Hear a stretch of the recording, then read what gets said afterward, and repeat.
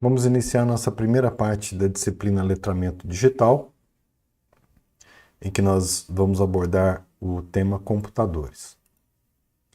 Aqui nós temos um computador tradicional, conhecido por todos, um computador do tipo desktop ou computador de mesa. Aqui os componentes mais comuns, principais, monitor, caixa de som, teclado, mouse e o gabinete, o que fica à vista. E de cá nós temos os componentes que ficam dentro do gabinete, que muitas vezes nós não sabemos para que serve, nós não conhecemos. Então nós podemos começar pela placa-mãe. A placa-mãe é o que permite que a gente interconecte todos os componentes. E ela é que manda quais são esses componentes que você pode ligar nesse computador. Na placa-mãe vai a CPU ou processador, que é uma peça pequena, né? Muitas vezes o pessoal chama erroneamente o gabinete de CPU, mas a CPU é o processador, é uma pecinha pequena que vai conectada na placa-mãe. E é responsável por todo o processamento que o computador faz. Nela, normalmente vai uma ventoinha, um dissipador de calor com a ventoinha, que é o chamado de cooler. Também nós temos a RAM, que é a memória principal do computador. Tudo que nós estamos fazendo no computador em um determinado momento, você está utilizando essa memória para armazenar essas informações, esses dados. Então, todos os programas abertos que você tem naquele momento, eles estão sendo armazenados nessa memória temporária. Então, tudo que você estiver fazendo aqui e for cortada a energia do computador, vai se perder, porque essa memória ela só funciona com energia. Nós temos também a placa de vídeo, que é responsável por enviar os dados, né, de maneira visual para a gente. Então ela converte esses dados para uma forma que a gente entende, né, através do monitor. Então o monitor de vídeo é ligado na placa de vídeo. Nós temos também placa de som, que vai permitir que o seu computador emita som, músicas e tudo mais. Também entrada para microfone. Nós temos também o disco rígido, ou HD, simplesmente chamado de HD, que é a Hard Disk, em que aqui sim nós vamos armazenar os dados. Aqui você salva, é onde você salva os seus dados, seus arquivos, seus programas. Então tudo isso fica gravado aqui, mesmo se acaba a energia, se estiver salvo aqui não vai se perder, né? Alguns computadores também têm leitores de cartão de memória, né? Aquelas tipo memória SD, que é utilizado em celulares, em câmeras fotográficas mais antigas. E também ele traz portas USB para você ligar pendrive. Então tudo isso está acomodado dentro do gabinete e interconectado com a placa-mãe. Algumas placas elas trazem, por exemplo, placa de vídeo e som já integrado. Você não tem ela separado, como eu estou mostrando aqui nesse gráfico. Ela já traz aqui integrado na placa-mãe. Então você compra a placa-mãe, já vem algumas coisas já embutidas, como o que não está aqui nesse gráfico, a placa de rede, que você liga o seu computador numa rede com cabo. Quando a gente fala em computador, nós temos que falar de sistemas numéricos. Nós temos aqui o sistema que a gente utiliza desde criança, que é o sistema decimal. Por que chama decimal? Porque ele tem 10 dígitos diferentes, tá? 0 a 9. Então nós temos 10 dígitos diferentes aqui, tá? E nós temos outros sistemas numéricos.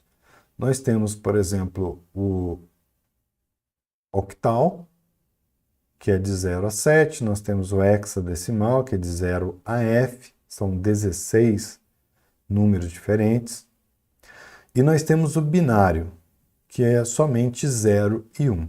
Então você tem números só formados por 0 e 1. E esse é o sistema que os computadores utilizam, o sistema binário.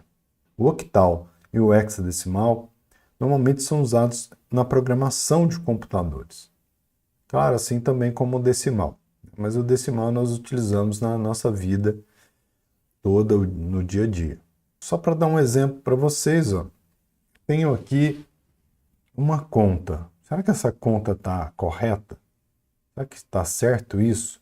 159 mais 1 igual a 200. Tá? Então, será que está correto? Depende, não é? Depende de que sistema numérico que eu estou utilizando aqui. Né? Se eu colocar assim para vocês, ó, fica fácil, né? Então, é claro que se eu dividir aqui o número dessa maneira, vocês já vão saber, ah, não, isso aí eu tô falando de tempo, estou falando de horas e minutos. Sim, está correto. 1 hora e 59 minutos mais 1 é 2 horas. Tá? Então, esse é um sistema que a gente utiliza, um sistema numérico diferente que a gente utiliza do decimal, porém a gente nem se dá conta, porque é uma coisa muito corriqueira. Né? E que sistema é esse? É o sistema sexagemal, que a gente utiliza para contar o tempo. Então, a cada 60, eu incremento 1 de carro. A cada 60 minutos, eu incremento 1 hora. Não é assim que a gente faz? Então, vamos lá. Sistema decimal. Vou falar coisas que vocês já sabem. Então, nós temos aqui 0 a 9, como eu falei. E qual é o número após o 9? É um número diferente? Né? O número após o 9 é o 9 mais 1. Tá? Como que a gente aprende quando está lá nos primeiros anos ali da matemática, né? Começa a ser introduzida para a gente. A gente aprende que quando a gente faz uma soma assim, o 9 é o último algarismo, realmente. Então, quando eu faço isso, o que que acontece? Eu coloco 0 aqui, eu volto no início. Porém, obviamente, eu não vou deixar 0, né? Quando acontece isso, o que que eu faço? Eu vai 1, né? A gente aprende assim, ó. 9 mais 1, 0, vai 1. Tem mais algum que eu tenho que somar com 1 aqui? Não. Então, eu desço ele para cá. Fica 10. Então, o que que significa isso? Significa que para eu representar o próximo número depois do 9, eu preciso de mais um dígito. Eu não consigo continuar com só um dígito numérico aqui, ó. Eu tenho que passar o meu número de um dígito para 2 dígitos. Então, esse 1 está representando isso. Eu estou no próximo, né? Estou utilizando mais um dígito e é a primeira dezena.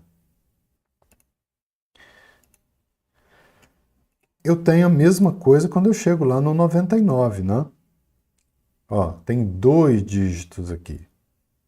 9 mais 1, 0. Vai 1. 9 mais 1 novamente, 0. Vai 1. Opa, não tem ninguém mais para somar com 1 aqui, então eu desço ele. Então agora eu tive que passar para 3 dígitos para conseguir representar o próximo número. Mas repare que é só repetição. Ou é 0, 1, 2, 3, até o 9. Eu não tenho outro número além desses aqui. O que eu faço é repetir e usar mais casas aqui para representar a quantidade de números que eu quero representar. Né? Então, eu falei para vocês sobre o computador. Então, o computador ele só entende aquele sistema numérico que eu falei, que é o binário. Ele só entende 0 e 1. Tudo aqui passa pelo computador. Todas as informações elas vão passar, né, por esses componentes, placa-mãe, processador, a memória principal, na hora de salvar os dados no disco rígido, tudo 0 e 1. Tudo número binário. Tá? Então, por que isso? Porque essa simplicidade dos números, ela permite que os computadores eles trabalhem com grande velocidade, eles façam cálculo com grande velocidade. Então essa é a ideia. Se o computador fosse trabalhar com um sistema decimal, a eletrônica dele teria que ser muito complexa e com isso ele ficaria muito mais lento para fazer cálculo. Então o sistema binário é perfeito para trabalhar com a eletrônica. Então nós temos aqui, ó, sistema binário, 0 e 1. Eu tenho um número de um dígito. Com um dígito eu posso variar 0 ou 1. Certo? Eu consigo representar alguma coisa com um dígito binário? Consigo. Eu posso usar como um sinal. Por exemplo, um estúdio de televisão, de rádio, muitas vezes tem uma porta com uma luz que ela representa ali. Se ela estiver acesa, é porque não se pode entrar no estúdio, porque estão gravando, estão fazendo gravações lá. Se ela estiver apagada, é porque não está acontecendo uma gravação, então você pode entrar sem atrapalhar ninguém.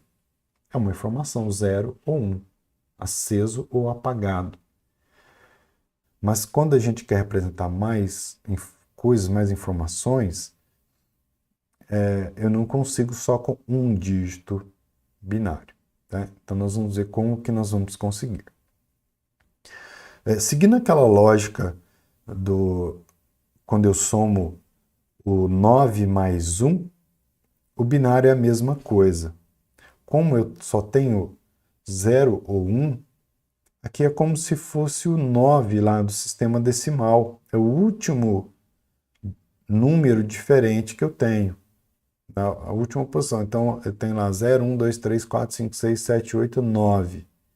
Aí acabou. Acima do 9, eu tenho que ter 2 dígitos para representar o próximo valor. No binário é a mesma coisa. Eu tenho 0 e 1. 1 é o máximo que eu posso. Eu não tenho 2, eu não tenho 3. Então, quando eu somo 1 mais 1 no binário, 0 e vai 1. Tem mais alguém para somar com 1? Não. Então, eu desço ele aqui. Então, eu tenho esse número como o próximo número dessa sequência aqui. Tá? 1 e 0. Então, isso aqui não é um 10, né? Que a gente está acostumado a ver lá no sistema decimal. Isso aqui é 1 e 0. Tá? É o próximo. Se a gente quiser colocar ele aqui, ó, aqui seria em decimal, aqui seria 0, aqui seria 1 mesmo decimal, aqui seria o 2. Esse aqui seria o número 2, tá? Em decimal. Então, precisamos de mais um dígito para representar o próximo elemento daqui. Tá? E aí, com 2 dígitos binários, eu consigo, olha lá, eu tenho aqui o 0, 0, que é a mesma coisa aqui, o 0, 1. O 0 à esquerda aqui não tem valor nenhum. Eu tenho o próximo 1, 0. Tá? Se eu somar mais 1 a esse aqui, eu vou ter 1, 1. Né? 1 mais 0, 1. Isso 1. Então, vai ficar aqui, ó, 1, 1. E abaixo desse aqui, eu preciso de 3 dígitos. É como aquele caso do 99 lá no decimal. Se eu somar mais 1 a esse aqui, eu vou precisar de mais um dígito. Vou precisar de 3 dígitos para representar o próximo valor. Então, com 2 dígitos, eu tenho 4 valores diferentes, números diferentes. Se eu quisesse enumerar alguma coisa agora, eu consigo no máximo 4. Por exemplo, eu quero dar um código, usando 2 dígitos binários, eu quero dar um código para cada pessoa. Eu só consigo 4 pessoas. Vou dar um código desse aqui para cada um, tá? Não consigo mais que isso. Ah, mas eu tenho mais pessoas, eu quero dar um código para, sei lá, 10 pessoas. Opa, então você vai precisar de mais dígitos binários aqui para representar isso aqui, tá? Da mesma maneira que com o decimal, eu só consigo, com um dígito decimal, eu só consigo dar um número diferente para 10 pessoas, começando lá do 0 ao 9. Tá? Dou o número 0 para uma pessoa, número 1 e assim por diante, consigo 10 pessoas com números diferentes. Tá? Se eu quiser mais que isso, eu tenho que ter mais um dígito binário. Tá? Então, aqui de novo, ó, binário, decimal. Com um dígito, eu tenho 2 variações em binário e 10 em decimal. Tá aqui, ó, que eu acabei de falar. Tá, tá, ok. Mas olha lá agora, com 2 dígitos em binário eu tenho 4 variações, em decimal eu tenho 100. Eu tenho do 0 ao 99. E com 3 dígitos binários, olha lá, eu tenho em binário 8 variações e em decimal eu tenho 1000 variações. Eu tenho 1000 números diferentes. Então nós podemos representar assim também, ó, com potência. Binário, base 2. Decimal, base 10. Então, 2 elevado a 1, quer dizer, esse 1 está representando a quantidade de dígitos que eu tenho em cada número. Então, aqui eu tenho um dígito só, 2 elevado a 1 dá 2. Tá? 10 elevado a 1 dá 10. E aqui, 2 elevado a 2, ó, aliás, ao quadrado, eu tenho 4 números diferentes. Em decimal, 10 elevado ao quadrado tem 100, que é 10 vezes 10. Tá? Aqui é 2 vezes 2. Aqui é 10 vezes 10. 100. E com 3, 2 elevado ao cubo, eu tenho 8. 2 vezes 2 vezes 2. 10 elevado ao cubo, que é 10 vezes 10 vezes 10, tenho 1000. Então, eu tenho 1000 números diferentes, 1000 variações. Tá? E assim por diante. É uma outra forma da gente representar. Tá? Aí uma pergunta. Quantos dígitos em decimal eu preciso para enumerar cada pessoa de uma turma de 30 pessoas? Em decimal. Com um dígito eu consigo? Não, né? 0 a 9, tenho 10. Não consigo dar um número diferente para cada pessoa, para 30 pessoas. Consigo. Tá, então vamos mais um dígito. Com 2 dígitos eu consigo? 2 dígitos eu tenho de 0 a 99. Então, portanto, eu tenho 100 números diferentes. Sim, consigo. Tá? Então, em decimal, beleza. Eu consigo com 2 dígitos. Agora, em binário. Né? Quantos dígitos eu preciso para fazer essa mesma tarefa? Então, nós vimos anteriormente lá que com um dígito eu tenho só 2 números diferentes. Com 2 dígitos eu tenho 4. Com 3, tenho 8. Olha o que está acontecendo. Está dobrando a cada dígito binário que eu acrescento, eu dobro a quantidade. 2 ao cubo, 8. Não dá. Tá? Tá, 2 elevado a 4 dá 16. Não dá ainda. Tá? 2 elevado à quinta potência, 32. Ó, legal. Aqui já dá. Aqui eu já tenho números suficientes para poder dar um número para cada pessoa dessa turma aqui. Tá? Então eu tenho aqui 5 dígitos, e aí vou somando mais um, mais um, mais um. O último número vai ser esse aqui, ó. Acima desse valor aqui, se eu somar mais um, eu vou precisar de mais um dígito para representar o próximo número. Tá? Então, ó, como o sistema binário ele opera com base 2, a gente pode verificar o seguinte. Olha lá. Ó, a cada dígito, eu dobro a quantidade. E o que acontece aqui, ó? A hora que eu chego em 2 elevado à 10ª potência. Eu tenho 1024.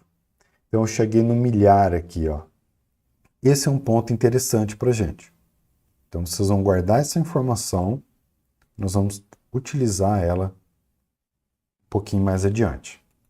Então, quando os computadores eles foram evoluindo, e lá em 1960, o pessoal teve necessidade de criar uma tabela de conversão.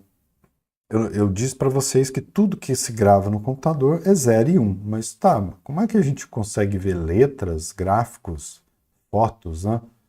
Porque uma das coisas é que existe uma tabela de conversão. Você gravou certo valor binário na memória, aquele valor binário, a hora que ele é trazido para leitura, ele é convertido em uma letra, em um caractere, um símbolo, um número. Então, essa tabela que foi criada inicialmente, chamada de BCD, né, criada pela IBM, ela fazia isso. Então, naquele momento, aqui está a tabela, ó, naquele momento essa tabela tinha 48 caracteres. Aí eles falaram assim, nossa, 48 caracteres, legal. Eu preciso de quantos dígitos binários para guardar essas letras e números aqui, esses símbolos, esses caracteres. Eu vou precisar de um número de 6 dígitos. 6 dígitos. 6 dígitos dá 64 números diferentes. Né? 2 elevado à 6ª potência. Né? Dava e sobrava ainda. Né? Para armazenar 48. Então, eles determinaram que esse número de 6 dígitos ia ser chamado de byte. Olha só. Só que o que aconteceu? Foram surgindo outros caracteres necessários para compor essa tabela aqui. Né? E aí foi criada uma outra tabela, e não foi pela IBM, foi criada uma outra tabela em que agrupava muito mais caracteres. Tá? Nós vamos ter que usar pelo menos 8 bits, 8 dígitos binários lá, que vai dar 128 posições, 128 números diferentes para poder dar um código para cada letra, cada caractere. Tá? E aí foi padronizado, assim como o byte. O byte, então, desde então, ele tinha 6 bits, e aí depois ele passou, né, de maneira padronizada para 8 bits. Então, um byte contém 8 bits. Então, o que é um byte? Nada mais é do que um número de 8 dígitos binários. Então, eu falei tudo aquilo ali atrás para falar isso para vocês, explicar e para vocês entenderem melhor por que o byte é um número de 8 bits. E aqui eu tenho a tabela ASCII, que é a tabela que usa essas posições, esses 128 números diferentes, tá? Os 8 bits, tá? Então, cada vez que eu armazeno uma letra no computador, eu gasto 1 byte. Ou seja, eu gasto um número de 8 dígitos binários. Então, na hora que armazena isso lá no seu HD, uma letra está ocupando 1 byte, ou seja, um número de 8 dígitos binários. Hoje, essa tabela já está superada, nós temos tabelas maiores ainda.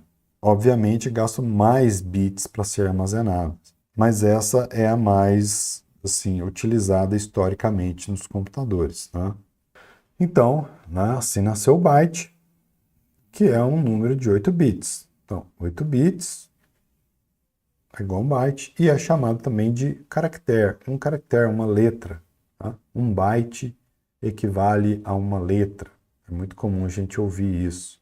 É o que eu falei, repetindo, reforçando. Quando um computador salva algum dado no disco rígido ou mesmo na RAM, ela vai armazenar isso em byte, tá? Ou em bytes. Então o byte ele virou uma unidade de medida, tá? De armazenamento, a quantidade de coisas que a gente armazena, seja foto, seja texto, é tudo dado em bytes.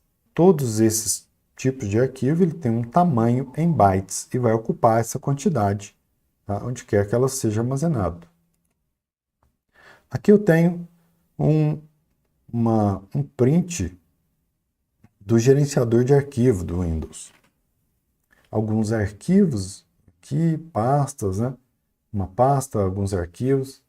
E se vocês observarem, eu tenho aqui o tamanho deles. O tamanho deles são dados em KB. O que significa KB? Kilobytes. Nós vamos ver o que significa kilobytes. Então, se eu pego um arquivo desse e vejo as propriedades desse, por exemplo, esse arquivo aqui, lista.txt. Vejo as propriedades dele, eu vou ver que o tipo de arquivo dele, ele é .txt, isso significa o quê? Significa que ele é um arquivo de só texto, texto puro, sem formatação.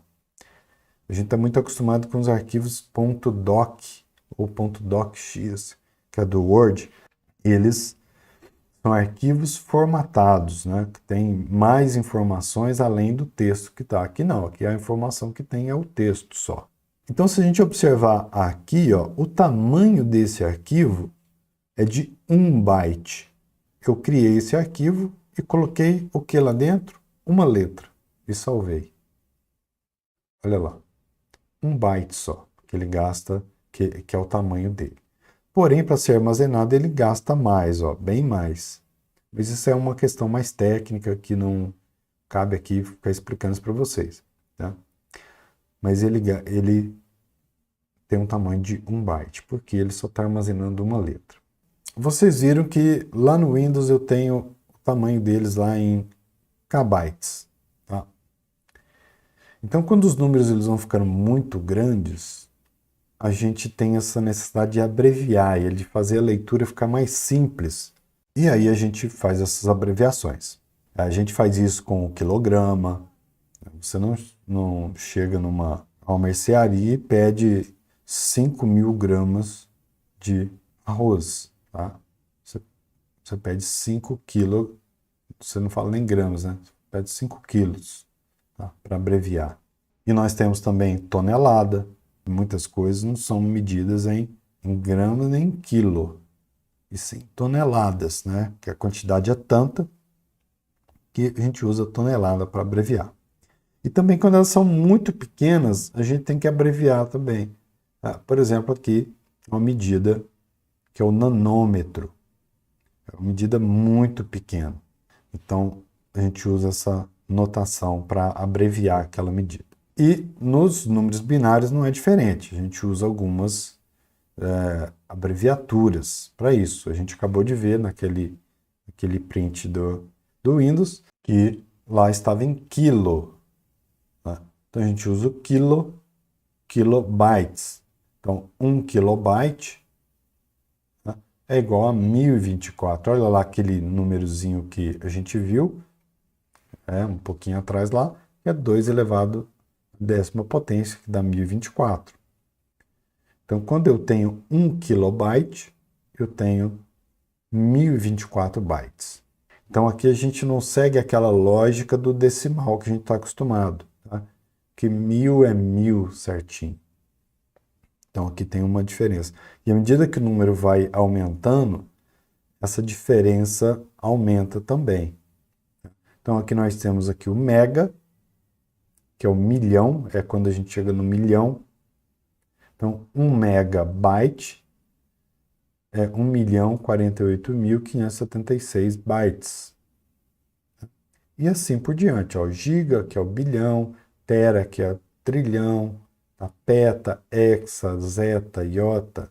Então hoje é muito comum você comprar um computador com disco rígido em terabytes, 1 terabytes, ou giga pelo menos, né? 500 giga, que seria metade de 1 tera aproximadamente aí, né? Aqui nós temos novamente aquele print dos arquivos, onde eu tenho um arquivo bem grande aqui, ó. Olha lá. Aqui eu tenho 2.552.741 kilobytes. Além dele ser grande, ele ainda está abreviado com kilobytes. Então ele é maior que isso. Eu falei aqui 2 milhões, não é isso? 2 milhões de kilobytes, na verdade ele é 2 bilhões.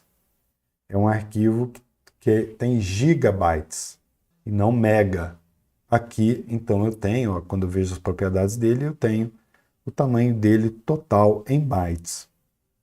Eu tenho bem mais abreviado ainda, 2,43 gigabytes, e tenho ele por extenso, ó, 2 bilhões 614 milhões 6.025 bytes.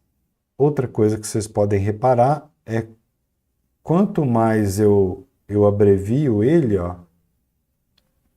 o número ele vai ficando menor. Tá? Aqui é 2.614, aqui já passou para 2.552, e aqui em giga 2,43. Tá? Por que que isso acontece? Porque é base 2 binário.